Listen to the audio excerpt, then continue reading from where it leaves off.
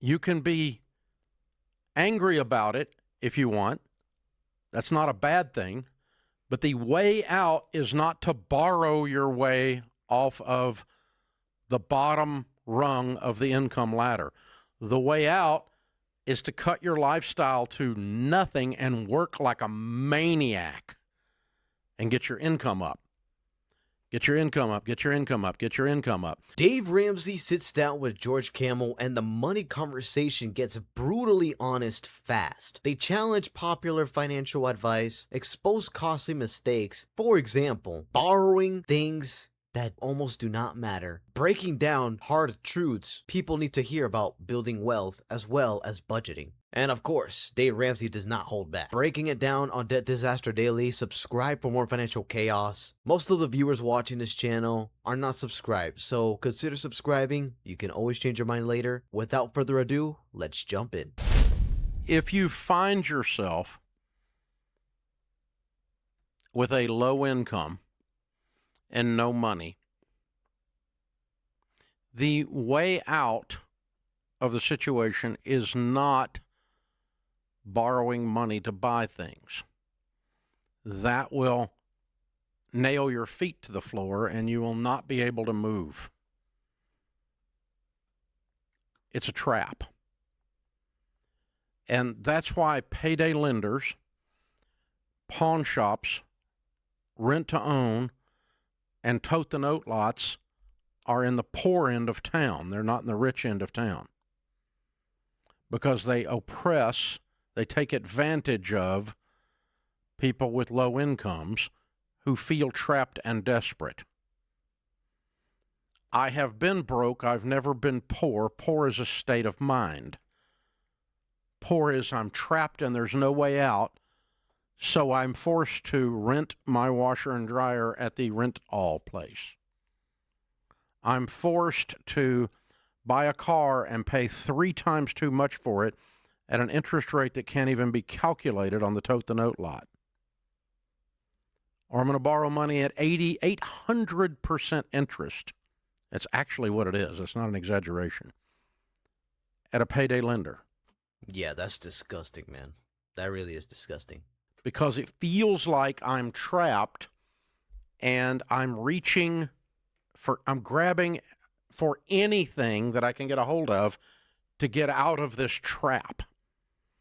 And when you do that, someone will hand you a concrete block and you will sink.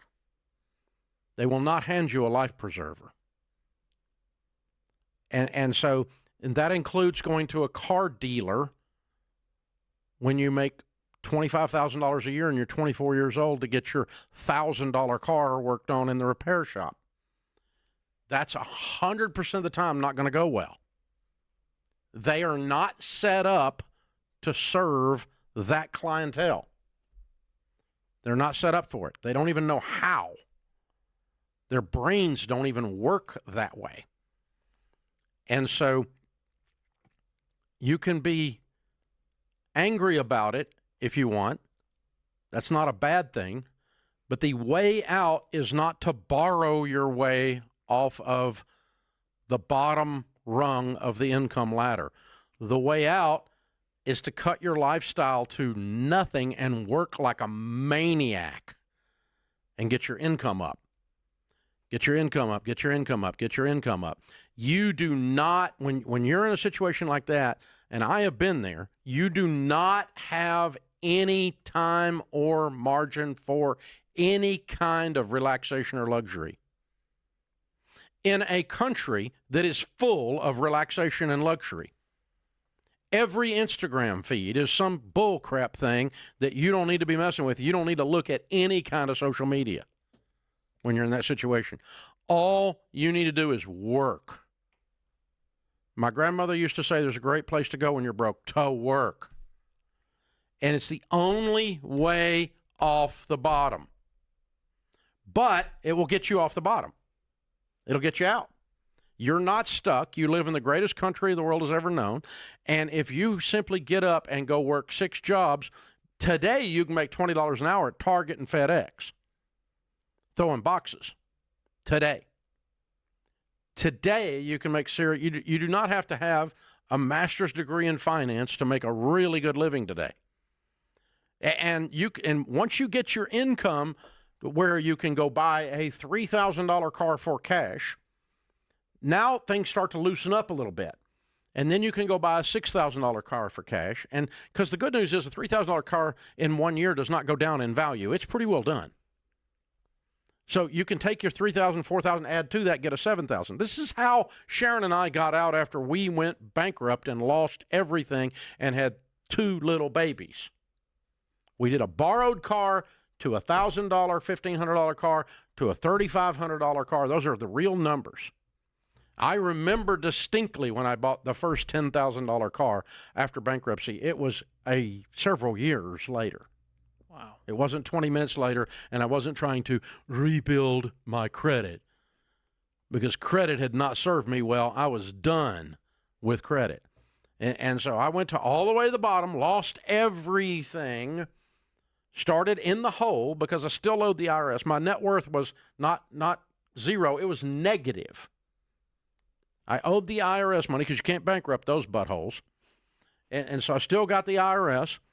I've still got this and that. I've still got these things. And I've still got 2 babies to feed. And I've still got to keep the lights on. And I was so scared I couldn't breathe. I didn't know what to do.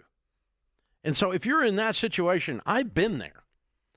And I'm not going to sit here and tell you what you want to hear. And if that pisses you off, that's awesome. Because that's my job, is to piss you off so you don't stay where you are. If I can upset you and make you move off your little butt, then I did my job.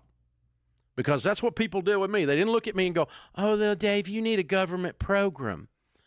They said, you need to go make some lemonade out of all this freaking lemons you got. You got cases of lemons, boy. You need to go do something with it. These are my friends, my family. There's zero mercy. Mm. Actually, it was really great mercy because it was the truth. That's the kindest thing you can do for somebody. The way out is the truth. Not say, oh, well, you just need, the poor need a line of credit. That's the last thing you need when you're broke. It's going to keep you freaking broke. So the last thing you need is a car payment because you got a car problem. And my job here is to love you so well.